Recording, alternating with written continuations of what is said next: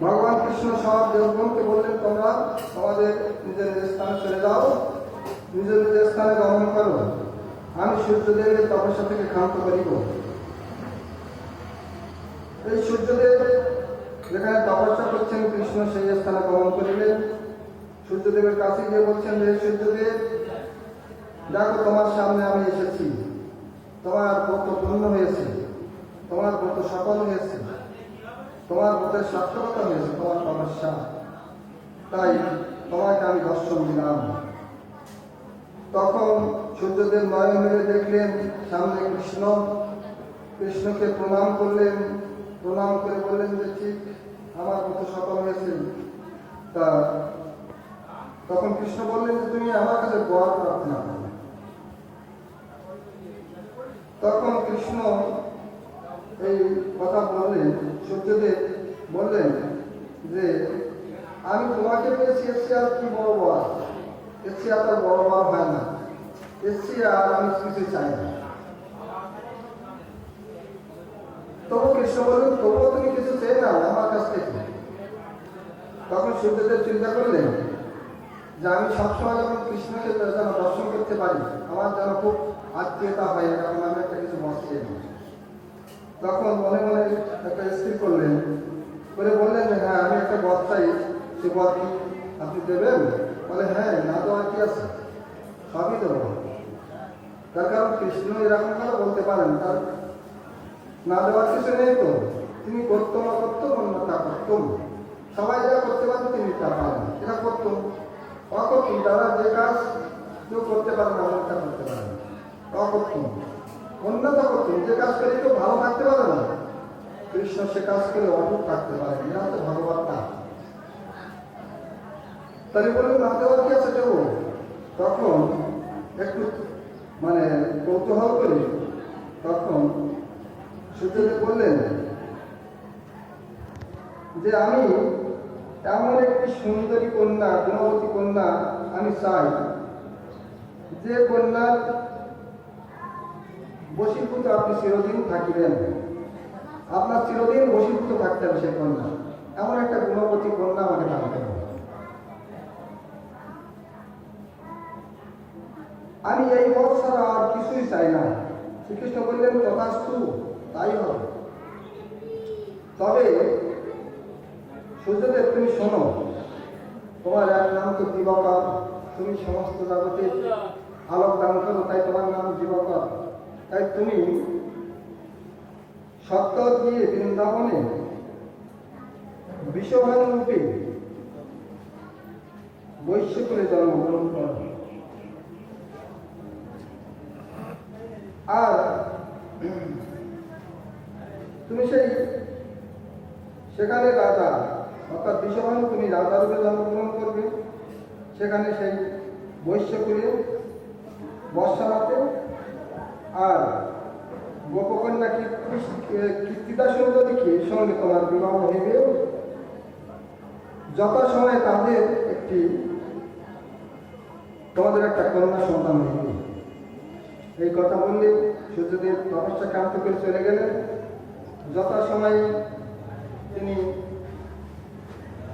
বৈশ্যকুলে জন্মগ্রহণ করিলেন। বৈশ্যকুলে জন্মগ্রহণ করিয়া কীর্তিদার সঙ্গে তার বিবাহ সুসম্পন্ন হল। ঠিক সময়ে তাদের একটা কন্যা সন্তান আবির্ভূত হল। রাজার বাড়িতে খুব আনন্দের ধুমধাম, বহুদিন পরে বিষভানু রাজার একটা কন্যা সন্তান হয়েছে। তাই আজকের ভোরের থেকে অভিষেক হয় সেখানে। কাল রাত্রির থেকে সেখানে লাইন দিয়ে পড়ে আছে সব লোক। সেখানে ওই যে বিষভানু রাজার বাড়িতে সমস্ত পথে ঘাটে যে সিঁড়ি আছে, ওখান থেকে একেবারে টাপ হয়ে সব বসে আছে, সব ক্ষুধা তৃষ্ণা বাদ দিয়ে। কেউ যদি মলমূত্র ত্যাগ করতে যায়, যেতে পারবে না, এমনভাবে কাছাকাছি হয়ে বসে আছে সারা রাত্রি ধরে। ভোরে যখন মঙ্গল আরতি হয় তখন অভিষেক হয়। এই অভিষেক অন্তে প্রসাদ দিকে সবাই চলে যায়। তাহলে কেমন ভিড় হয়েছে বিষভানুপুরে। বিষভানু পুরে আসলে লোকে লোকারণ্য। তাই যত সময় একটি কন্যা সন্তান জন্মগ্রহণ করেন, রাজবাড়িতে বহু ধুমধাম। এই সংবাদ পেয়ে শ্রীমতী যশোমতী, নন্দরানী যশোমতী এই কথা শ্রবণ করে আর বাড়ি ঠিক থাকতে পারলেন না।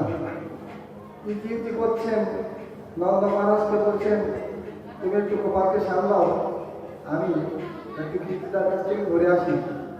হ্যাঁ, কীর্তিদার নাকি একটি কন্যা সন্তান হয়েছে, তা আমার না দেখলে তো মনটা কানসাল করছে, আর না দেখলে হয়, সবাই যাচ্ছে শুনছি, আমি যেতে পারছি না, গোপালকে একটু তুমি সামলাও।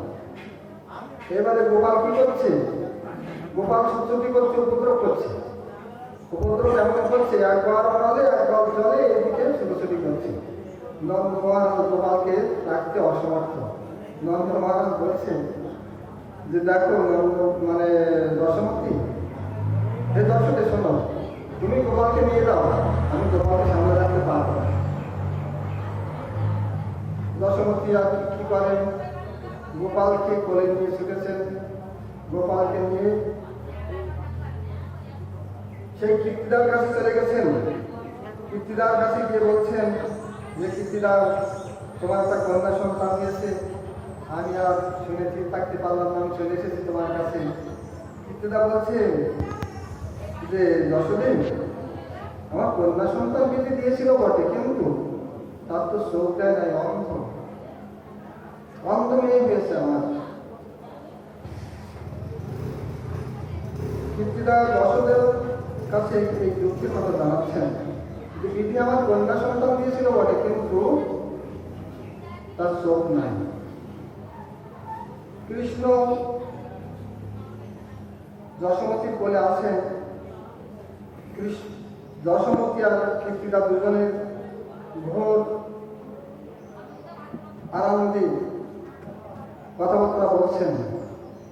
কৃষ্ণ যশোমতীর কোল থেকে নেমে গিয়ে হামাগুড়ি দিয়ে রাধারানীর যে দোলনাতে শোয়ানো ছিল, সেই দোলনার কাছে গিয়ে রাধারানীকে স্পর্শ করেছেন।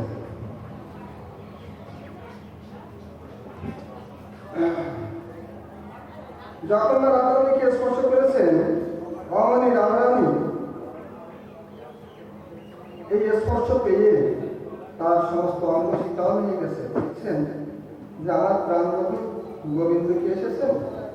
তাকিয়ে দেখলেন যে বধূ, কতদিন তোমার মুখ দর্শন করি নাই, কতদিন ধরে আমি তোমাকে দর্শন করি না, তা তুমি এসেছো প্রাণবধূ, তোমার বদনখানা আমি একবার দর্শন করে এসো। দর্শন করছেন আর কাঁদছেন, হা করে কাঁদছেন যে তোমার কতদিন দর্শন করিনি, আজকে তোমার শুভ দর্শন হয়েছে, তাই প্রিয়জনের দর্শনে তিনি কাঁদছেন। কিন্তু শিশু কাঁদা স্বভাব, সবাই জানে শিশু কাঁদছে।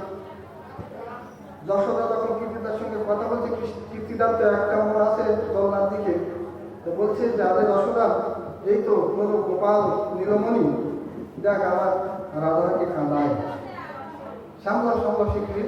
এর সঙ্গে সঙ্গে যশোমতী গিয়ে গোপালকে সামলাচ্ছেন। গোপালকে বলে নিয়েছেন, যখন দেখছেন কন্যার দিকে বলছেন, এ কীর্তিদা, আমার সঙ্গে সকালে মিথ্যা কথা বলিস তুই, কেন দেখি তোর মেয়ে নাকি অন্ধ, দেখতো মিটমিট করে তাকাচ্ছে। যশোদার কথা শুনে কীর্তিদা ছুটে এসেছেন, এসে বলছেন, এ তো আমার মেয়ে তো অন্ধ হয়েছিল, এর চক্ষু দান করেছে তোর গোপাল। এই গোপাল নীলমণি সোনা, এই যখন স্পর্শ করেছে তখনই মনে হয় চোখটা মেরেছে। হ্যাঁ, এইভাবে সবাই দর্শন করতে এসেছেন। যে মেয়ে অন্ধ ছিল তার চোখ খুলেছে, কেনা মানে দেখতে চায়, সবাই এসে দেখছেন। এই যে কৃষ্ণের প্রিয়সীর মধ্যে শ্রেষ্ঠা, এই যে রাধারানী কে? এই রাধারানী বিশ্বভানু রাজার কন্যা।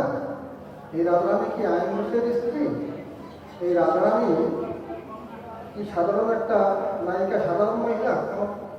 বলছেন না, এগুলো না, তিনি হচ্ছেন কৃষ্ণের আনন্দ শক্তি, আনন্দদায়ী শক্তি।